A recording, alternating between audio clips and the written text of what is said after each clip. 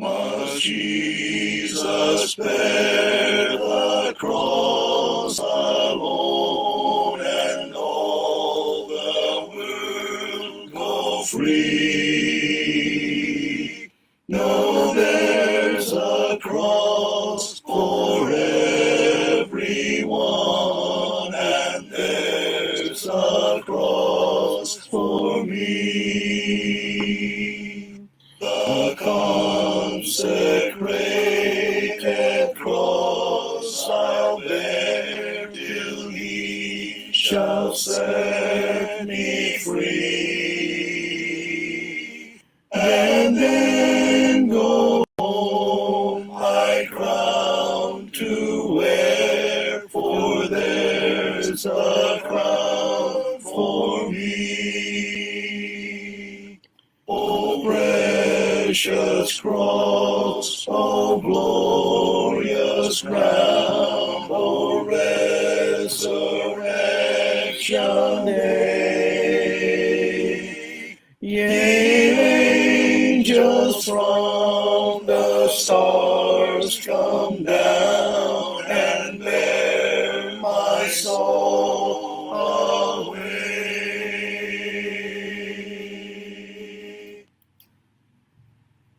I am weak, but thou art strong. Jesus, keep me from all wrong. I'll be satisfied as I walk, dear Lord, close to Thee. Just a closer walk with Thee. Grant it, Jesus, this my plea. Daily let it ever be. Just a closer walk with Thee. Through this world of toils and snares, if I falter, Lord, who cares? Who with me my garden shares? Let me walk, dear Lord, close to Thee. Just a closer walk with Thee. Grant it, Jesus, this my plea. Daily let it ever be. Just a closer walk with Thee. When my feeble life is o'er, time for me will be no more. Guide me to that peaceful shore. Let me walk, Lord, close to Thee. Just a closer walk with Thee. Grant it, Jesus, this my plea. Daily let it ever be. Just a closer just with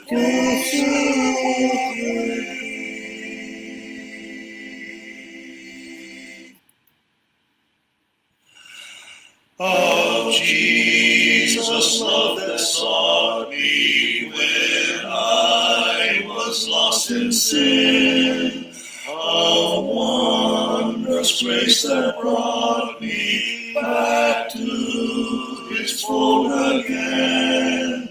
Of heights and depths of mercy, far deeper than the sea, and higher than the heavens, my theme shall ever be. Sweeter as the years sweeter as the years richer, fuller, deeper, Jesus' life is sweeter. Sweeter as the years go by. He trod in old Judea, life's pathway long ago. The people thronged about Him, His saving grace to know. He healed the broken-hearted and caused the blind to see, and still His great heart yearneth in love for even me. Sweeter as the years go by, 'tis sweeter as the years go by.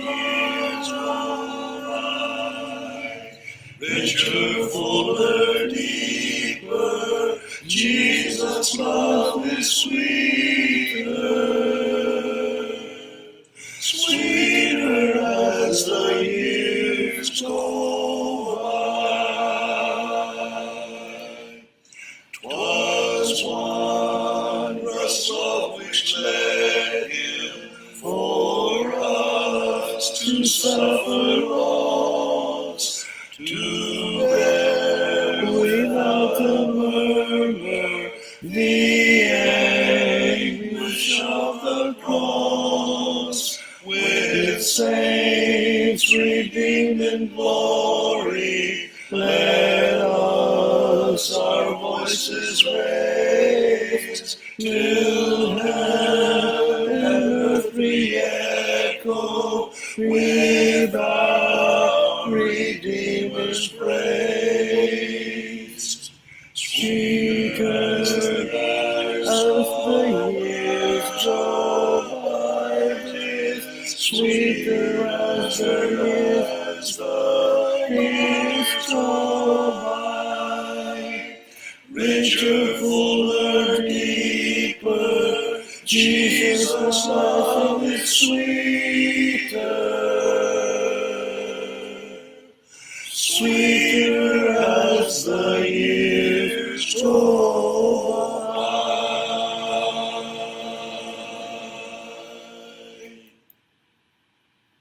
The world all about me has now no allure. Its pleasures bring pain, its wisdom is vain. I seek a foundation that's steadfast and sure. I'll put Jesus first in my life. In all that I say, in all that I do, throughout the world of toil and strife, by day and by night, to trust in His might, I'll put Jesus first in my life. The Lord Jesus died my salvation to win. He went in my stead to Calvary and bled. Redemption impels me to give up all sin. I'll put Jesus first in my life. In all that I say, in all that I do. Throughout the world of toil and strife, by day and by night, to trust in His might, I'll put Jesus first in my life. I know there's a home for the ransomed and blessed, when death is no more, when struggle is o'er. For those who love Jesus and give Him their best, I'll put Jesus first in my life. In all that I say, in all that I do, throughout the world of toil and strife, by day and by night, to trust in His might, I'll put Jesus first in my life. Though earth's tribulations continue each day, though pleasures may call to evil enthrall, His grace will protect me forever and I. I'll put Jesus first in my life. In all that I say, in all that I do, throughout the world of toil and strife, by day and by night, to trust in His might, I'll put Jesus first in my life.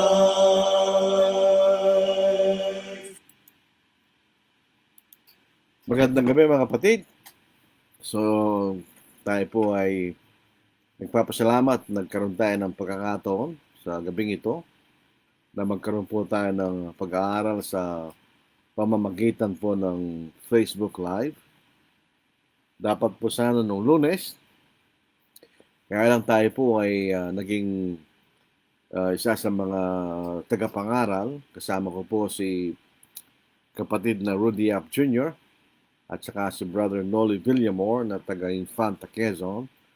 Kami po ay naging tagapangaral sa gospel meeting ng Nicodemus Street Church of Christ, Tondo, Manila.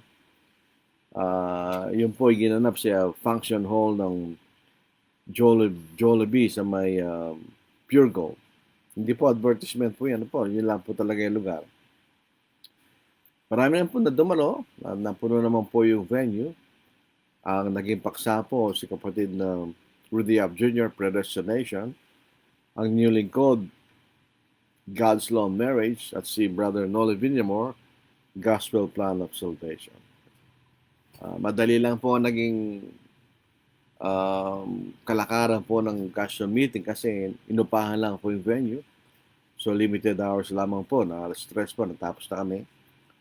At nakauwi po kami sa Angeles alas 4:30 yata. Mabilis lang po kasi maganda na po yung daan, expressway. So, walang ganong traffic. Mabilis makarating. Kaya nga po ngayong gabi na po tayo nagkaroon ng live. At hindi po nung Lunes ng gabi. Kasi medyo nakakapagod. Napagod din po kami. Bagamat gano'n dahil po sa init ng panahon. Magandang gabi sa inyong lahat, sa ating mga kapatid, kaibigan na mga Tagalog, at sa ating po mga kapatid na mga Bisaya. Maayong gabi sa inyong tanan, mga igsoon, at sa ating mga kakabsat, mga kapatid nating mga Ilocano, na ibang gabi, kato kay amin kakabsat, at sa ating po mga Bicolano, dyan sa may Region 5, Diyos malahay na bangkis sa Indugabos. At dyan sa Pangasinan, Masanto siya Labi, at si kayo namin. At ganyan din po sa Carabao Island, wala namang Carabao, na tinatawag din po Hambil, at saka San Jose Romblon, yun ang official name. Mayad nga gabi sa tanan. At siyempre galing po sa amin, sa probinsya po lalawigan ng Pampanga, kasama ng karating lalawigan na mayroon din po mga Pampangan. May pabengke ko nga. Sa kung kayo po Indonesian, Malaysian, salamat malun. So ito po ang ating pag-aaralan po ay naging katanungan doon sa gospel meeting na yon. Ano po? Tinatanong niya bakit may pagkakaiba ang salin sa New King James at sa King James at saka po sa American Standard Version doon po sa Acts chapter 2 verse 47 doon sa King James at saka New King James, and the Lord added them to the church kanya, those who are being saved. Doon sa American Standard Version, and they were added to them kanya. So tinatanong niya kung ano po ang kahulugan, pagkakaiba doon sa dalawang salin. Ang may kiling paliwanag po doon sa pagkakaiba ay naaayon lang po doon sa pinanggalingang manuscripts. Ang manuscript na ginamit po ng King James, mga nagsalin po sa King James Version, ay yung pong Textus Receptus na kung di po ako nagkakamali sa aking alaala, ito po ginawa ni Erasmus, ano po. Yun po yung available na manuscript sa panahon na yun, yun ang ginamit nila. Doon sa New King James Version, may pagkakaiba sa King James Version. Dito yung revision ng King James. Inayos po nila yung mga may maling salin. Pero basically, pareho lang po sa King James. Pero yung ating Tagalog na Biblia at saka yung American Standard Version at yung iba pang mga salin, ito po ay meron na po mga bagong mga manuscripts na na-discover pagkatapos na maisalin po yung King James Version. Ang katotohanan po noong 1885, 18-something, nagkaroon po ng pag-aaral ang grupo ng mga Amerikanong tagasalin at mga British na tagasalin na nagkaroon po sila ng kasunduan na sa mga bagay na hindi sila sangayon, ilalagay nila sa footnote yung hindi nila nilagay doon sa main Bible. Kaya lang, hindi sila nagkasundo. So, noong 1885, nagkaroon po ng revised version. At noong 1901, nagkaroon ng American Standard Version. So, yun po yung mga manuscripts na meron ng mga discovering mga bago na hindi available doon sa King James na panahon na isinalin po nila yung King James Version. Kaya nga may pagkakaiba. Pero regardless, ala naman substantial difference para magbago yung kahulugan. Ang sekreto pa rin po niyan ay contextual analysis. Tingnan niyo kung ano yung context ng mga talata at makikita pa rin natin kung ano ang pinag-uusapan. Pero ganun pa man, yun po yung ating pag-aaral ngayon. Kasi basically, doon sa Acts chapter 2 verse 41, and they were added to them. Pero yung pong to them ay italicized. In other words, pag ganun po ang naka-italicize, in other words, hindi po yun matatagpuan sa original na Grego. Ito'y dinagdag lang ng mga nagsalin. So, ang talagang literal na rendering, and they were added. Ganun lang, they were added. O sabi nga po ng isang dalubhasa sa Grego, they were added together. So, yun po ang ating bibigyan pansin po sa pag-aaral po natin sa gabing ito. Sana po ay matuto tayo kasi ito'y pag-aaral. Hindi po ito venue for debate kasi kakaunti lang oras po natin dito. Ito po, kung nagtatanong po, sasagutin. Kung di kayo sangayon sasagot, pag-aralan nyo. Ganun po ang pag-aaral. Kung debate format, magsagot, sasagot ka uli. Hindi pa pag-aaral yun. Pagka nagtatanong po tayo at sinagot tayo at tayo nag-aaral, pag-aaralan mo yung sagot. Huwag ka muna mag-react. Bigyan mo ng panahon yung pag-aaralan mo yung sagot nung tinanungan mo. Kasi usually yung iba, nagtatanong sila not for the sake na malaman nila yung sagot. But for the sake of discussion, meron na sila nakandang sagot doon sa tanong nila kung sakaling sasagutin. Hindi po ganoon ang pag-aaral. Ang pag-aaral po ay nagtanong ka, sasagutin, pag-aaralan mo muna yung sagot. And later on, kung tama, tanggapin mo. Kung hindi, balikan mo yung tanungan mo. Sabihin mo, mali yung sagot mo. Ayon po sa sinasabi ng Biblia. Yun ang espiritu ng pag-aaral. Maganda po. Enjoyable po yung question and answer kasi natututo yung sumasagot. natututo rin yung nagtatanong. Kaya nga po ito'y mutual learning na sinasabi. Pumunta na po tayo sa ating pag-aaral. Anong ibig sabihin na sila'y naidagdag sa kanila? Doon sa Acts 2:41 at doon po sa Acts chapter 2 verse 47, yung ating gustong pag-aralan. Kasi may maraming mga akahaka sa kahulugan, etc. Ganito ang sinasabi niyan. Maganda po yung pag-aralan natin. Ginilagay ko lang po sa English kasi ang main point dito ay yung English translation. Ano po?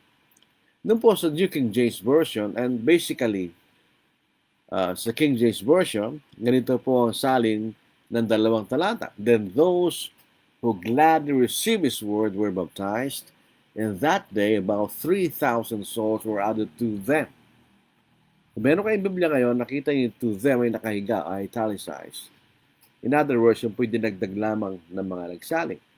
Praising God and having favor with all the people, and the Lord added to the church daily those who were being saved. So yun po ang salin ng New King James at saka King James. Doon po sa New American Standard Bible na hindi sumusunod doon sa Textus Receptus, kundi doon siya panibagong, kasama yung Textus Receptus, pero kasama pa rin yung mga bagong mga manuscript na nadiscover. Ganitong salin. So then, those who had received His word were baptized, and that day, there were added about 3,000 souls. So yun ay isang literal translation. Hindi siya naglagay ng italicized, nilagay lang niya yung salitang Grego, ano po? Where on that day, there were added about 3,000 souls. Verse 47, praising God and having favor with all the people, and the Lord was adding to their number, day by day, those were being saved. So wala siyang church. Wala sila itang church, kundi the Lord was adding to their number, day by day, those were being saved. Dito po sa American Standard Version, 1901, they then that received His word were baptized, and there were added unto them in that day about 3,000 souls. Merong unto them, na po. Naka-italicized din. Praising God and having favor with all the people, and the Lord added to them day by day those who were being saved. Ang basic difference po ng New King James, at saka New American Standard Bible, American Standard Version, at yung ibang mga salin, ay doon sa verse 47, and the Lord added to the church, the New King James, sa mga iba naman, the Lord was adding to their number, o kaya the Lord added to them day by day those who were being saved. Yun lang pagkakaiba. Yun ang gusto nating pag-aralan po. Dito sa Acts chapter 2, kailangan nating unawain, ito po yung simula ng iglesyang itinayo ng ating Panginoon. At the same time, ito lang pong kauna-unang nangyari ito. At the same time, ito rin pong simula ng local church sa Jerusalem. Siyempre sila ang kauna-unang naligtas. Dahil malalaman po natin sa pag-aaral po natin na ang mga Kristiyano, they are required to be a part of a local church. So automatically, dun sa nung nabautismo po itong mga tao sa Acts chapter 2, yun ang simula ng local church sa Jerusalem. At the same time, yun din po yung simula na may mga tao naliligtas sa pamamagitan ng Ebanghelyo. So para maliwanag po sa atin, may dalawang paraan na ginamit ng salitang church sa New Testament.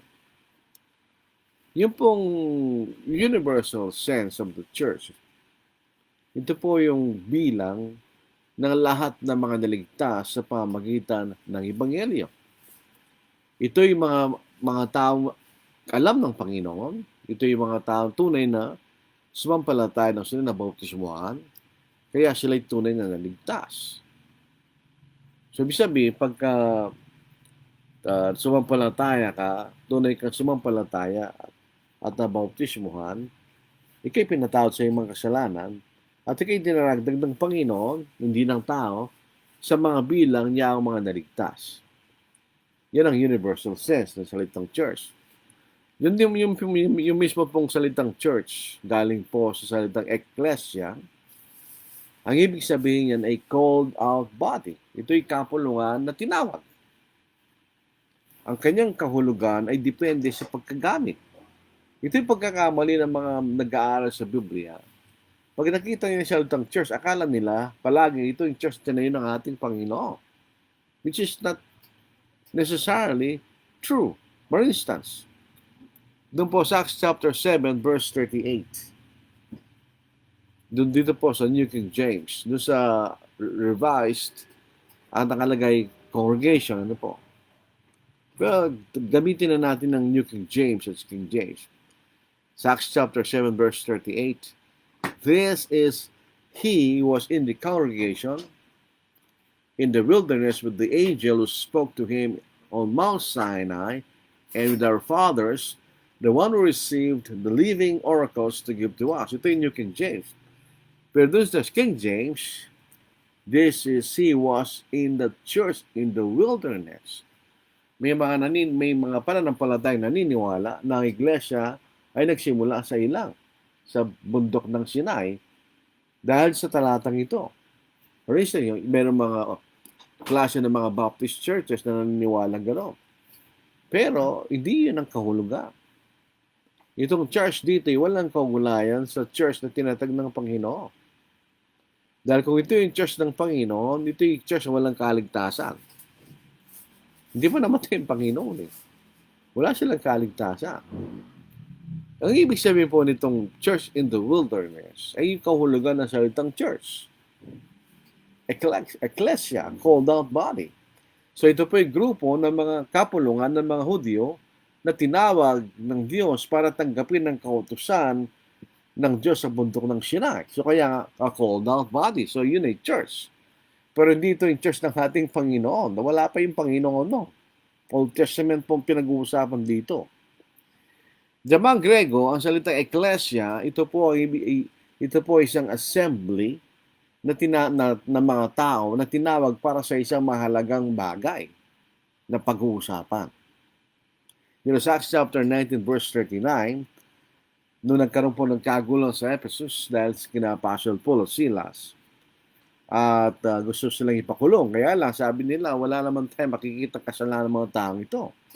Sa Acts chapter 19 verse 39, But if you have any inquiry to make, it shall be determined in the lawful assembly. Salitang assembly, ecclesia. So pwedeng salin ito in the lawful church. O in a lawful assembly. Tulad po ng pagkasali.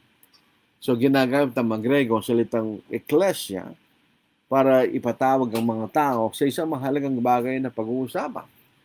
Ngayon sa Matthew 16 verse 18, ginamit ito ng Panginoon. And I also say to you that you are Peter, and on this rock I will build my church, and the gates of Hades shall not prevail against it. Ito yung pagkakaiba ng New King James sa King James. Doon sa King James, and the gates of hell. Kung nakapakinggan na po niyo yung dating paliwanag dito, yung salitang hell ay isang lumang English na galing po sa Old English verb na to hell, na mayroong H-E-L-L-E, nang ibig sabihin na ito hide. O yung noun form na hell, ang ibig sabihin, nakatago. So kaya yung tatlong pagkagamit, yung hell, na yung kaparusahan sa impyerno, Gehenna, o kaya yung Hades, sinalin pong hell, at saka yung Tartarus, sinalin din pong hell. Dahil yung mga bagay na ay nakatago sa ating spiritual mga lugar yan eh. Pero yung New King James, sinali na yung ginawa niyang transliteration sa gates of Hades. Shall not prevail against it. Hindi pinag-uusapan nito yung impyerno, kundi lugar ng mga patay. Ang ibig sabihin dito ng Panginoon, hindi naman siya magtatatag ng isang kongregasyon lang. Singular eh. Pero ang ibig sabihin, darating araw kanya na magkakaroon siya ng kapulungan ng mga tao sa buong mundo na maliligtas sa pamamagitan ng Ebanghelyo. So yung salitang church po rito na ginamit ng Espiritu Santo ay patungkol sa kapulungan ng mga tao na maliligtas sa pamamagitan ng Ebanghelyo. Dito po sa 1 Peter 2:9, but you are a chosen. Ito po isang quotation sa Exodus chapter 19 verse 5 and 6. But you are a chosen generation, a royal priesthood, a holy nation, his own special people, that you may proclaim the praises of him who called you out of darkness. Tingnan yung salita, called you out of darkness into his marvelous light. In other words, kayo tinawag mula sa kasalanan patungo sa kaligtasan. Yung sabihin. Kalam po makikita sa Colossians 1:13. He has delivered us from the power of darkness and conveyed us into the kingdom of the Son of His love. So, inilipat tayo mula sa kapangyarihan ng kasalanan patungo sa kaharian. Sa 2 Thessalonians chapter 1 verse 13 to verse 14, but we are bound to give thanks to God always for you, brethren, beloved by the Lord, because God from the beginning chose you for salvation through sanctification by the Spirit and belief in the truth, to which He called you by our gospel for the obtaining of the glory of our Lord Jesus Christ. Sila po ay naligtas sa pamamagitan ng Ebanghelyo. So in other words, sa ganitong pagkagamit ng universal sense ng salitang church, ang kahulugan lamang ito ay kabuuan, the totality of all those saved by the gospel. Ang binibigyan din po nito ay kaligtasan na ligtas, yung kalagayang ligtas. At gayon din po yung pagkakaroon natin ng relation sa Diyos bilang ating Ama.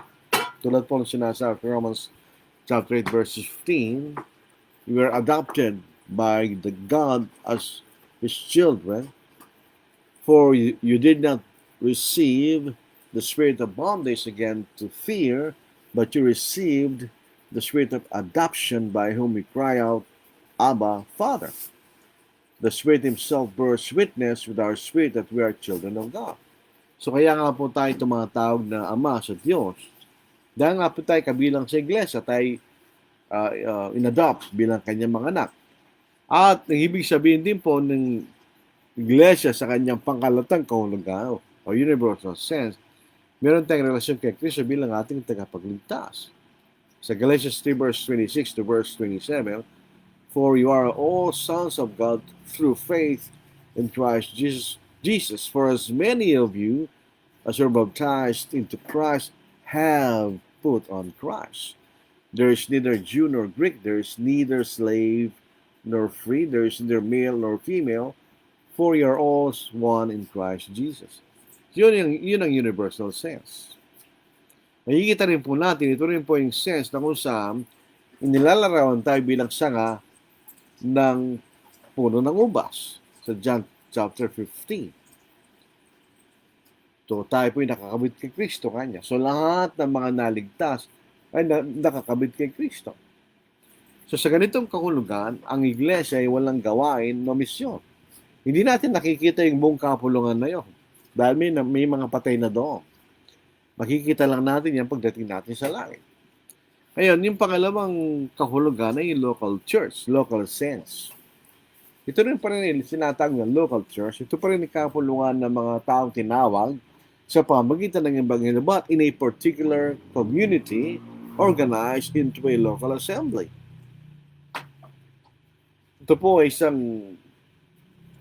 kapulungan ng mga Kristiyano sa isang particular lugar which are organized as a local church. For instance, dito po sa 1 Corinthians chapter 1 verse 2, to the church of God which is at Corinth, to those who are sanctified or separated in Christ. This is called to be saints or separated, with all who in every place call on the name of Jesus Christ our Lord, both theirs and ours. So ito isang particular na local church at Corinth. Sa 1 Thessalonians chapter 1 verse 1, Paul, Silvanus, and Timothy, to the church of the Thessalonians in God the Father and the Lord Jesus Christ, grace to you and peace from God our Father and the Lord Jesus Christ. So meron din church sa Thessalonians. Meron din church sa Jerusalem. Kung titignan sa Acts chapter 15 verse 22. At pagka ginagamit po yung churches of Christ in plural form, ito'y tumutungkol sa mga iba-ibang kongregasyon na nakay Kristo Jesus. Katulad po ng sinasabi sa Romans 16 verse 16, greet one another with a holy kiss. The churches of Christ greet you. So, iba alam natin yun, universal at saka local church. Dapat maliwanag sa atin yun. Yung pong mga Kristiyano, tayo po inuutusan ng ating Panginoon na maging kaanib sa isang local church. Ito lang po ang avenue na tayo naglilingkod sa Diyos bilang isang collective, bilang isang kapulungan sa local church na. May mga kapatid na palipat-lipat ng pagsamba sa linggo, hindi pwede yun. Hindi tatanggapin ng Diyos sa pagsamba yun. Tatanggapin ng pagsamba natin kung tayo sumasamba sa local church na kung saan tayo kaanib. Dito po sa Acts chapter 9 verse 26, nung si Pablo po ay naging Kristiyano na at galing po siya sa Damascus at pumunta sa Jerusalem, siya po ay nagtangkang maging kaanib, basahin natin.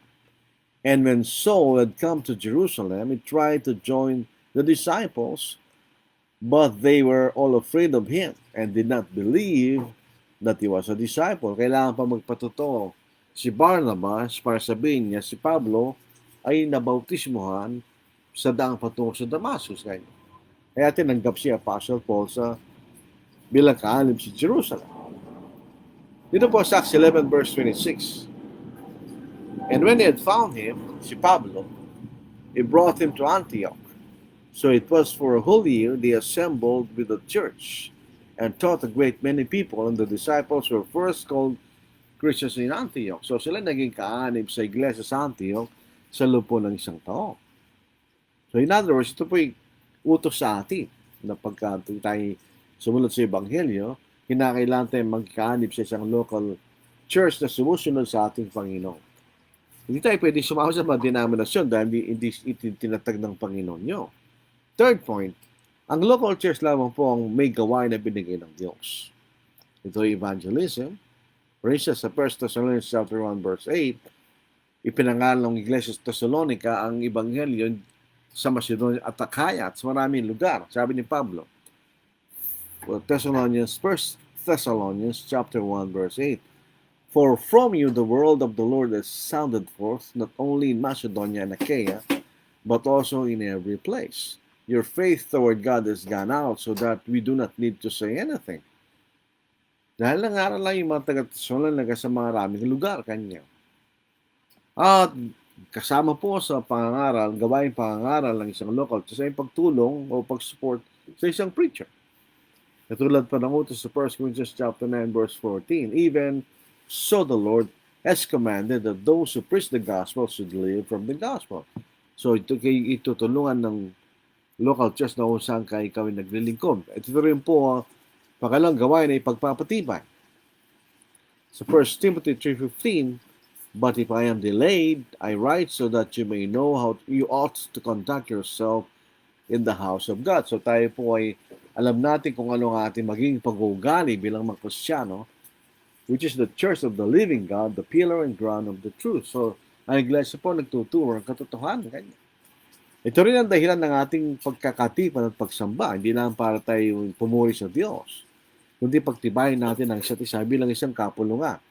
Sa Hebrews 10 verse 24, and let us consider one another in order to stir up love and good works, not forsaking the assembling of ourselves together, as is the manner of some, but exhorting one another, so much the more as you see the day approaching. Sabi, let us consider one another in order to stir up love and good works.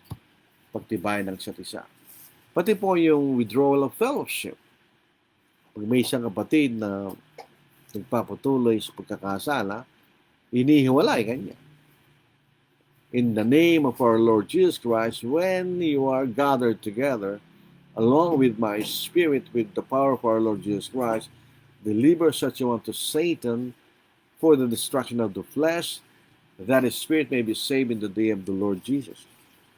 Ito po ang ibig lang sabihin, pag ito'y hiniwalay, para huminto na siya sa kasalanan, magsisi siya, at magbalik sa paglilingkod sa Panginoon, para pagdating ng Panginoon siya maliligtas. So at least makikita natin, bakit natin pinag-aralin yung Universal Local Church? Dahil ito'y mahalaga doon sa ating pinag-uusapan. Bumalik po tayo sa ating question. Saan sila dinagdag? Makikita natin, pag ito'y pinag-uusapan natin yung bilang ng mga lahat ng naligtas, ang Panginoon lamang ang nagdadagdag sa kanila dahil siya lamang nakakaalam kung sila ligtas o hindi. Kasi tayo, hindi naman natin nababasa ang puso ng mga tao. Ang Panginoon lang po ang maaaring magbasa ng mga puso o pwedeng makaalam ng mga puso kaisipan ng mga tao. Dito po sa unang hari, sa Old Testament, chapter 8, verse 39, babasahin po natin. Sinasabi rito, ang Diyos lamang ang nakakaalam ng mga puso ng mga tao kanya. Ngayon natin. Then here in heaven, your dwelling place, and forgive, and act, and give to everyone according to all his ways, whose heart you know, for you alone know the hearts of all the sons of men. Diyos lang nakabasa ng ating mga puso. Kasi sila nakakaalam kung yung isang tao tunay sa palataya, hindi. Halimbawa, yung po mga may pagkakataon na tayo nabautisyon, tayo nilubog sa tubig. Katulad ng talagang kahulugan ng salitang bautismo. Pero hindi ka lang talagang sumampalataya. O mali ang siya ng palatayanan. At di ka naman nagsisi. Kahit ikay nilubog sa tubig, your baptism will be invalid. Hindi tatanggapin ng Diyos. Pero bilang halimbawa, pananglitan, ano po? Kaspagarigan, sabi ng mga Ilocano, yung baptism ng mga Baptist. They practice immersion like us. Pag nakita mo, lalagulabo naman sila eh. Pero yung kailan pinaniniwala na iba. Ibang ebanghelyo kailang pinaniniwala. Sila naniniwala na pag ikay sumampalataya, ligtas ka na. At ang iyong bautismo ay pagpapakita lamang na ligtas ka na. Hindi pa ikay maligtas. Sila ba'y dadagdag ng Panginoon sa kanyang iglesia? Hindi. Because they preach another gospel. Ngayon, kung ang isang tao, siya po'y nabautismo, pero hindi na talaga naunawa ng ebanghelyo. So, hindi talaga siya tunay na sumampalataya. Ang kanyang bautismo ay hindi rin tatanggapin ng Diyos. Hindi siya daragdag ng Panginoon sa kanyang iglesia. Kaya nga po ang Panginoon nagdaragdag sa bilang ng mga naligtas dahil siya lang nakakaalam kung ang taong nabautismo na tunay na sumampalataya, tunay na nagsisi. Tayo hindi natin alam yan, titiwala lang tayo. Kasi hindi mo natin nalalaman yung nakikita at nalalaman yung iniisip ng isang tao o kanyang puso, makikita natin. So dito po sa Acts chapter 2 verse 41. Then those who gladly received this word were baptized, and that day about 3,000 souls were added to them, praising God and having favor with all the people, and the Lord added to the church daily those who were being saved. Were added, kanya. Mula yung that to them, italicized po yun eh. Ang sabi ng isang dalubhasa sa wikang Grego na ginamit sa bawat tipan, ang ibig sabihin ng added together.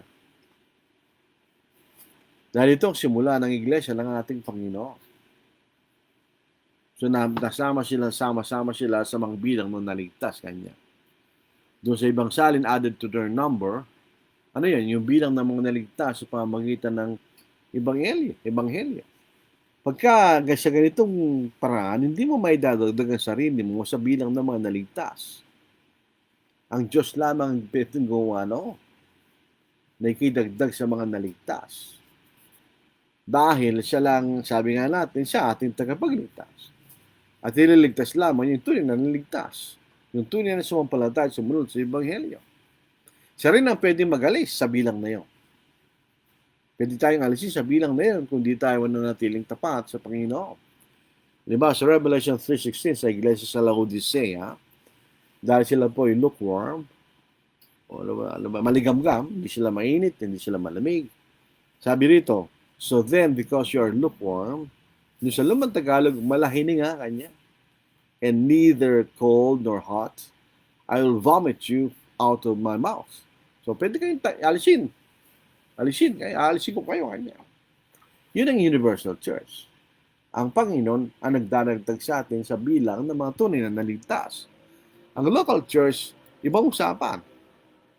ikaw ang idadagdag mong sarili mo doon sa local church. You will magbibigay ka ng membership. Ikaw magiging miyembro sa local church. Katulad sa Acts chapter 9, verse 26, and when Saul had come to Jerusalem, he tried to join the disciples, but they were all afraid of him and did not believe that he was a disciple. So, sa isang local church, pwede ka nilang tanggihan. Kung di sila naniniwala na ikaw isang Kristiyano, katulad ni Apostle Paul, hindi sila naniniwala si Kristiyano dahil once upon a time, siya'y nag-uusig at pumapatay ng mga Kristiyano. Nung napatunayan na talagang siya Kristiyano, siya dinagdag sa bilang ng mga kapatid sa Church of Jerusalem. Ganon din, ang local church ay pwede kang alisin sa kailang bilang. They can withdraw their fellowship from you if you are proven, hindi lang po marites, but proven to be living in sin and refuse to repent. Kung ikay namumuhay sa pagkakasala, ayaw mo magsisi, napatunayan ng local, pwede ka nilang tanggalin. Hindi ang Panginoon tatanggal sa iyo sa local church. Yung mga kapatid sa local, tatanggalin ka nila. At the same time, sa langit, aalisin ka sa tala ng mga maligtas ng Panginoon.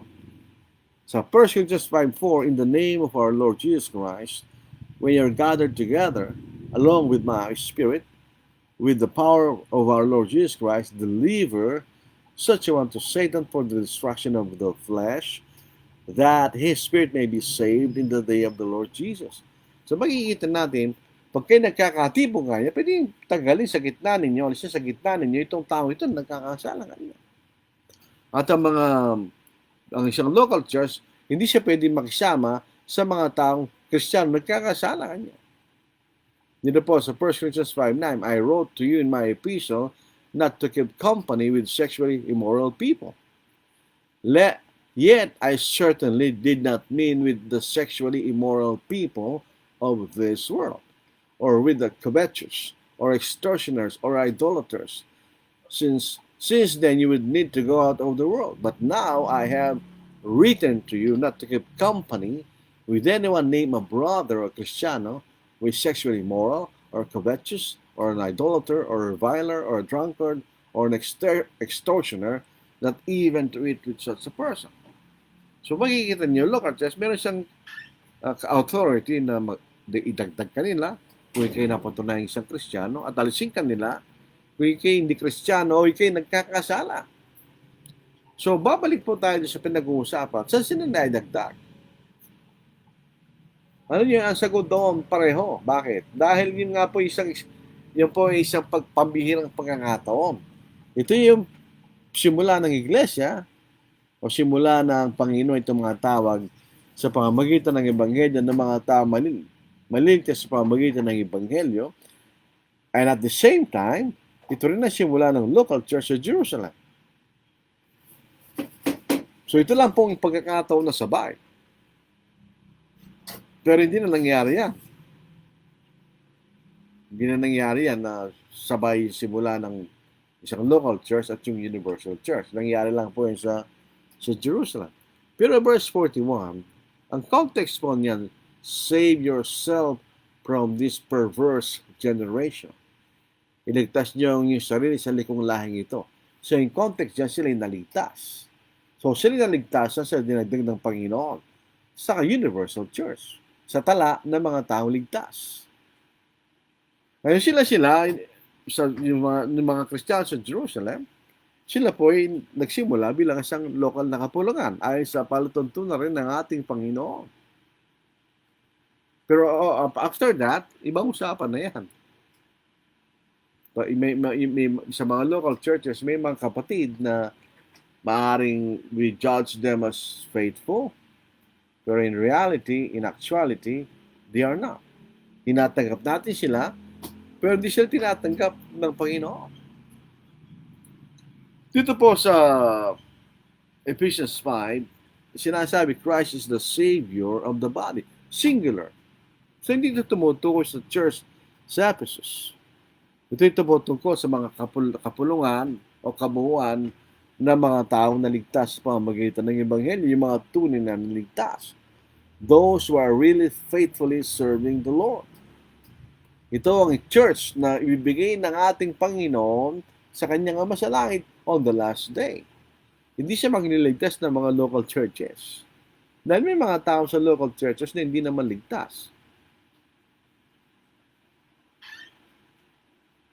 Dito sa Ephesians 5 verse 25 hanggang verse 27, Husbands, love your wives, just as Christ also loved the church and gave himself for her, that it might sanctify and cleanse her with the washing of water by the word, that he might present her to himself a glorious church, not having spot or wrinkle or any such thing, but that she should be holy and without blemish. Yun ang mga tao mapupunta sa langit. Yung mga tapat sa ating Panginoon, they are without spot and blemish. Kaya kung kahit tayo nagkakamali, tayo nagkakasala, kung kayo tapat magsisisi at magbabago ka. Yun ang proseso.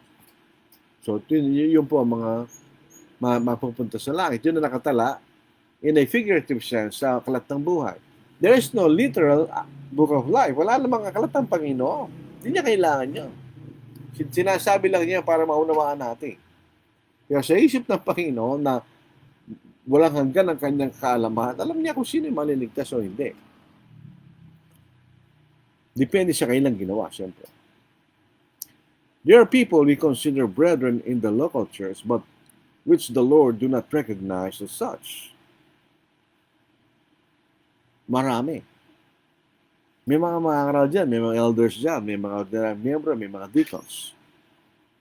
Kahit nga po yung pagpili natin ng mga elders, minsan may hindi perfect. May pagkakamali tayo minsan. But, mayroon namang isang tapat na kapatid who is recognized by the Lord as faithful, but wrongly judged by the brethren, katulad ni Apostle Paul. May mga kapatid na they are recognized as faithful, sound, but in reality they are not. Ang Panginoon nakakaalam no. So yun po dapat nating makita rito. So in other words, hindi lahat na nabautismohan ay maliligtas. Hindi dahil ang bautismo hindi nagliligtas, kundi dahil hindi sila tunay na sumampalataya. O kung may tunay na sumampalataya sa simula, hindi sila nagpatuloy na tapat hanggang sa kamatayan nila. Dito po sa 2 Timothy chapter 4, verse 7, kung meron po kayong mga katanungan, tanong po ninyo mga kapatid, kung kaya ko sagutin, at sagutin natin. Kung hindi ko alam, pag-aralan natin. Gawin talaga yun. Hindi natin sagutin ang isang bagay na hindi natin alam. Mapapahamak ka pati yung nakikinig. Dito po sa kaya nga po mga kapatid, pagdating po ng panahon na yung mga maliligtas. Kasi yan continuous, kailangan tayong maging tapat hanggang sa arang kamatayan. Katulad po ni Apostle Paul. 2 Timothy chapter 4, ano po? Bakit meron siyang katiyakan ng kaligtasan niya? Dahil ginawa niya, ang dapat niyang gawin. Dito po sa 2 Timothy chapter 4, verse 6, and it was inspired by the Holy Spirit. So, hindi siya nagsisinungaling na sabihin at isulat niya ito. For I am already being poured out as a drink offering, and the time of my departure is at hand. I have fought the good fight. I have finished the race. I have kept the faith. Finally, there is laid up for me the crown of righteousness, which the Lord, the righteous judge, will give to me that day, and not to me only, but also to all who have loved his appearing. So simultaneously, pag tayo may nabautismohan, kung siya'y tapat, it's simultaneous. Idaragdag siya ng Panginoon sa tala ng mga naligtas at the same time, tatanggapin ng local church ng taong yon bilang isang kaanib. Pero, sometimes hindi gano'n. Kung yung kapatid o yung tao ay hindi naman tunay na sumampalataya nung sinabautismohan, bagamat tatanggapin natin siya dahil nakita na siya na bautismohan at sinabi siya sumasampalataya siya, pero hindi naman talaga, tatanggapin natin siya sa local church, meron siya tatanggapin ng Panginoon sa tala ng mga naligtas. So, saan sila naidagdag? Sa aking pag-aaral, doon sa Acts 2:41, ang emphasis noon ay kaligtasan. So, So sila naligtas at tala ng mga naligtas. Katulad po sinasa sa verse 47, at yung grupo ng mga naligtas na yun ay iglesia ng ating Panginoon in the universal sense. Lalo po naging maliwanag po ang ating pag-aaral. Kung hindi po maliwanag, pwede naman po tayo magtanong. Basta wag lang po tayo nagugulo. Kaya gusto naman po nating pag-aralan maayos, mga kapatid. Okay. John Ocampo, good evening po. Talagang, alam niyo, meron tayong mga, kumbaga kung meron lang tayong award ceremony, meron tayong mga loyalty awardee, ano po. Gina Lee, good evening. Edna Delfino Villamayor, gandang gabi po, Brother Lordy. Ito pong sinabra si Sister Edna, si Brother Noah, pati yung mga anak niya na bautismohan. Na sila po nandoon sa Dolores, Quezon. Ano po. Nagpapatuloy po sila doon. John Bautista, good. Pero sila simula sa Angeles. Sila bautismo po sila sa Angeles City. Dahil once upon a time, nakatira sila doon. At yung paano namin sila nakilala is sa Providence. Nakita nila yung website ng isang kapatid na nagkataon na doon ng aming pangalan, contact number. Na-contact po namin sila. June Bautista, good evening. Ito po yung kapatid natin sa Briones Village, Church of Christ sa Cabanatuan City. Elizario Buenga, Diyos maraming nabanggi sa Indugabos. Ito yung kapatid natin sa Prieto Diaz, Sorsogon. Marisa Dieta Manzanillo, ito po ay isang kapatid na meron na nakita ko po sa Zoom, ano po, na kabilang ako sa every Friday. Mapagpalang gabi sa lahat, mga kapatid. Leonito Torrelisa, ito yung matagal ko ng kilala at kaibigan, na iba garabi kada kayaman kakapsat. Bagamat may edad siya ng konti sa akin, sabay po kami nagsimulang maging mga ngaral. Sa Baguio City, lagi kami nakikita, kami nagtatanong dahil kami yung walang alam nung panahon na yun. Iba kanya senior son, ito po ang ating kapatid na nangangaral sa kamiling Tarlac at sa Paniki. Mario Feliciano, good evening po. Kaanin po siya sa San Fernando. Noel Tanyalas, magandang gabi po sa inyong lahat. Ito yung ating magiting na kapatid sa May Dasmariñas, Cavite. El Gabriel po sa Lunga, good evening. Rafael Ortiz, good evening po. Roy Bebs Kapilig, blessed evening mga kapatid. Liaki Collis, good evening Brother Lordy sa lahat ng kapatiran, nakasulukoy nanonood at nahilig sa programa ng ating mahal na Panginoon. God bless us all. Tama po yun. Ito po yung gawain po ng ating Panginoon. Tayo po yan lang. Ginagawit lang po niya. Juni S. Samantina, good evening po sa ating lahat. May mga tanong po rito, lalampasan na po natin yan. Relagasya Libatiki, good evening kakabsat. Vicente Kai, magandang gabi po sa ating lahat ng kapatid. Sana po ay magaling, medyo mais na lang konti ang ating kapatid dahil siya po ay nagkaroon ng matinding kaso ng uric acid. Ano po. Roberto Marasigan, good evening po Brother Lord. Tingnan na po natin yung mga tanong. Mahaba po itong comment ni Brother June Bautista. Ano po, basahin po natin. Pandagdag lang po, ayon sa kontekst ng yaong nakarinig, sumampalataya, nagsilabapusmuhan, ang idinagdag ng Panginoon sa church. Walang duda na sa church universal sense sila naidagdag at hindi sa local church. Kasi unang Panginoon nagdadagdag at pangalang bautismo sa tubig ay hindi dinadagdag sa local church. Ang bautismo sa tubig ay sa ni Kristo at hindi ang ng local church. Kaya kapag nabautismohan, sa church universal sila idinadagdag. Magandang punto po ito. Ano po? Kung minsan kasi may kaisipan na ang ilan na kaya bautismo ng isang tao pang maging kaanib na nila sa local church. Hindi po ganon. Pag nabautismo tayo, hindi po maging kaanib ng local church. Hindi. Para tayo maging kaanib sa mga talanang naligtas sa universal church. Kaya lang, inuutusan tayo ng Panginoon na tayo maging kaanib sa local church. May mga naging kaanib ng local church na hindi naman natin binautismo. Binautismo sila ng iba. Ay ibang kongregasyon. Kaya lilipat sila ng lokalidad, tatanggapin natin sila. Pero hindi naman sila binautismohan.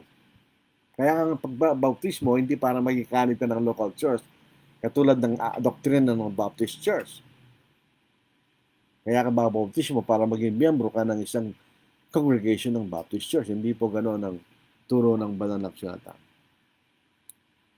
Meron pa akong tanong po rito eh. Baka lumpas ako eh. Mariah Arceta. Is it hard to accept if a family member or close friend doesn't want to be baptized? Because the day will come where you will not be together with them when the Lord calls upon us. Ito isang magandang tanong. Wala tayong magagawa. Salvation is a matter of choice. Hindi ito pinipilit sa atin ng Panginoon, kahit ang Diyos. Mismo, hindi tayo pinipilit ng Diyos na maligtas. Gusto niya tayong maligtas. Tulad po ang sinasabi sa 1 Timothy chapter 2, na gusto ng Diyos ang lahat ay maligtas. Yan ang gusto niya. Kung siya ang masusunod, tayo lahat ay maliligtas. But, basahin natin para maging sa 1 Timothy chapter 3 and 4, chapter 2 verses 3 and 4. For this is good and acceptable in the sight of God our Savior, who desires all men to be saved and to come to the knowledge of the truth. So lahat, gusto ng Diyos, lahat maligtas. Sa 2 Peter 3, ayaw ng Diyos ang sino man ay mapahamak, kundi magsisi kanya. Pero bakit hindi lahat ay maligtas? Hindi dahil sa ayaw tayong iligtas ng Diyos, kundi ayaw ng tao na maligtas. It chose not to obey the gospel. Wala tayong magagawa doon. That's their choice. And whatever choice you make, you will have to bear the consequence. Kaya sabi ng Panginoon, ang sumasampalataya at mabautismo ay maliligtas. If you choose to obey, you will be saved. If you choose not to believe or to obey, you'll be condemned. So yun ay choice ng tao. Mahirap yun, pero wala tayong magagawa. Kaya anong gagawin natin kung ayaw namang maligtas ng tao? Para bagang kung may sakit na cancer yung tao at meron sa pag-asa, may stage 1 halimbawa, ayaw niya magpagamot, ano magagawa mo? That is his choice. Ikaw meron kang concern, ayaw mong mangyari na mamamatay siya dahil sa sakit niya, pero kung ayaw niya magpagamot, wala kang magagawa. That is his choice. Ngayon din sa larangan ng kaligtasan, that will be the choice of an individual if he or she wants to be saved or not. Hindi ko po alam itong Ans Gaming ganyan. Naglalaro siguro itong mga langgam dito. With the controversy of the film Dear Satan starring Paolo Contis, what is your opinion regarding Satan being depicted as a good God? Is it okay for Satan to be depicted as a good, even if it is just for entertainment? Hindi totoo yan. Satan is not a good guy. Ito po sa John chapter 8 verse 44. Basahin natin na po. Itong talata. Satan will never be a good guy, is not a good guy, and will never be a good guy. Dahil itong sabi mismo ng ating Panginoon. You are of your father the devil, diabolos, meaning parang deceiver, something like that. And the desires of your father you want to do. He was a murderer from the beginning and doesn't stand in the truth because there's no truth in him. When he speaks a lie, he speaks from his own resources, for he's a liar and the father of it. So siya sinungaling. So hindi siya mabuti. He is and is never and was never. Siguro na simula. Nanilang siya ng Diyos ay mabuti. But it chose to be evil. So, kahit po entertainment, blasphemy po yan. Kung na sana silang gawa ng ganong klaseng pelikula. That's blasphemy. Kasinungalingan yan. Satan will never be a good God. And was never. He chose to be an evil. He chose to be evil. Maaaring siya, katulad ng lahat ng nilalang ng Diyos, nilalang tayo lahat ay mabuti. But because we have free will, some of us chose to be evil. And Satan chose to be evil. Siya yung Panginoon ng lahat ng kasamaan. The father Prince of the power of the air, kanya. The deceiver, sabi sa Revelation chapter 12 verse 9. Paano siya yung original scammer, mga kapatid, bago pa dumating yung computer. Ini-scam na ni Satanas yung sanglibutan. Sa Revelation 12 verse 9, basahin natin. So the great dragon was cast out, the serpent of old, called the devil and Satan, who deceives the whole world. He was cast to the earth, and his angels were cast out with him. So siya po isang deceiver. Paano siya maging mabuti? Siya yung nandaraya. Meron po dagdag din. Donnie Arcega, magandang pagpapaniwanag, kapatid. Maraming salamat, Brad. So yun po ang ating pag-aaral po sa gabing ito. Maging maliwanag po sa atin. Kasi kung hindi, magiging confusing at magkakaroon tayong wrong application sa anumang bagay na hindi natin nakunawa sa tamang paraan. Dapat po maganda sa pag-aaral po natin na mapatunayan natin kung ano mabuti. At yun ang ating ituturo. Siyempre, kung anong katotohanan, yun ang ating ituturo. Para makatulong tayo sa mga tao na inaaralan po natin. More love to thee, O Christ, more love to thee. Hear thou the prayer I make on bended knee. This is my earnest plea, more love, O Christ, to thee, more love to thee, more love to thee. Once earthly joy I crave, sought peace and rest. Now thee alone I seek, give what is best.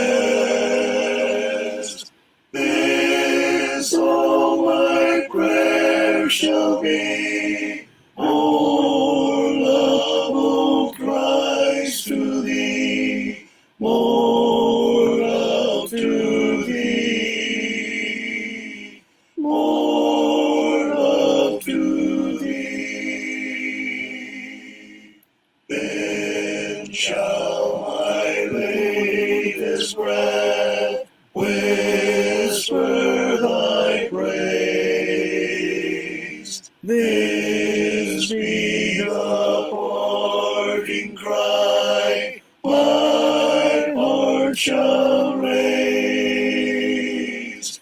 This prayer shall be, more love, O Christ, to thee, more love to thee, more love to thee.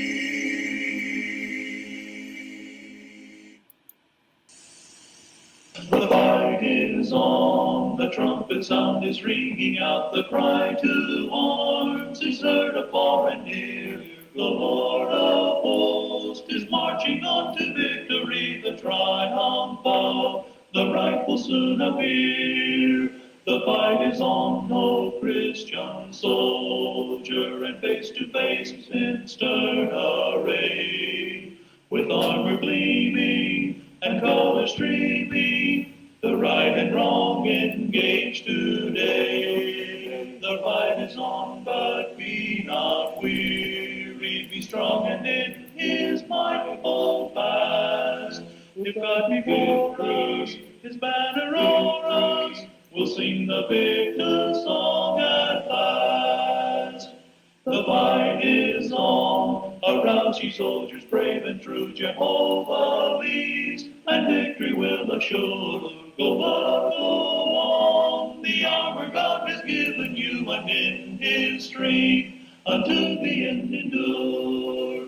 The fight is on, O Christian soldier, and face to face in stern array, with armor gleaming and colors streaming, the right and wrong engage today. The fight is on, but be not weary, be strong and in his might hold fast. If God be for us, his banner o'er us, we'll sing the victor's song at last. The Lord is leading on to certain victory. The bow of promise spans the eastern sky. His glorious name in every land shall honored be. The morn will break. The dawn of peace is nigh. The fight is on, O Christian soldier, and face to face in stern array, with armor gleaming and color streaming, the right and wrong engage today. The fight is on, but be not weary, be strong and in his might hold fast. If God be for us, his banner o'er us, we'll sing the victor's song at last. Maraming salamat po mga kapatid sa inyong pakikinig. Palagi ko, sana po may mga kaibigan tayong nanonood, nakikinig na hindi pa sumunod sa Ebanghelyo. Ihinikayat po kayo ng Panginoon sa pamamagitan ng kanyang salita na kayo po sana'y sumunod, kagyat sa kanyang Ebanghelyo upang tayo po ay magkaroon ng kapatawaran ng mga kasalanan at magkaroon tayo ng pag-asa ng buhay na walang hanggan. Dahil hindi po sa katotohanan, hindi natin nalalaman kung kailan tayo mamamatay o darating ang Panginoon upang hatulan niya ang sanglibutan. Sa katunayan po, tayo nasa mahuling panahon. In other words, ang ibig sabihin, kahit anong oras ay maaaring dumating ng ating Panginoon upang hatulan ang sanglibutan. Kung nangailangan po kayo ng aming tulong sa ganitong bagay, sabi nga po ni Pablo at ni Juan sa Acts chapter 3, gold and silver we have none, pero kung anong meron sa amin, ang katotohanan, kayo po'y willing na tumulong sa inyo upang makita niyo ang katotohanan.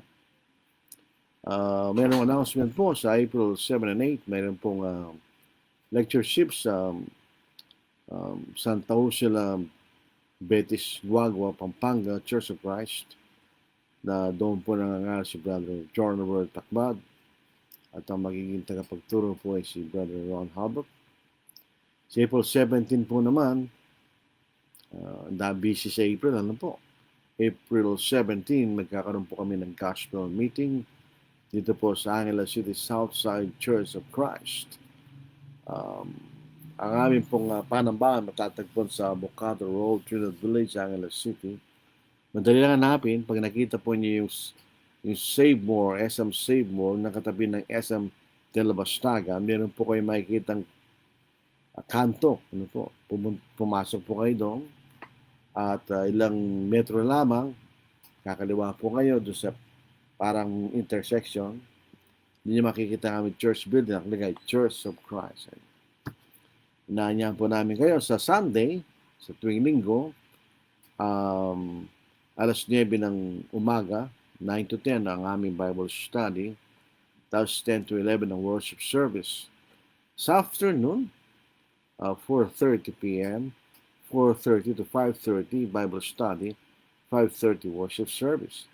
Kaya gusto po niyong sumama sa aming paglilingkod at pagsamba sa Panginoon, you're all welcome, mga kaibigan. At sa iba't ibang dako ng Pilipinas, sa libong mundo, may mga kapatiran na sumusunod at naglilingkod sa katotohanan.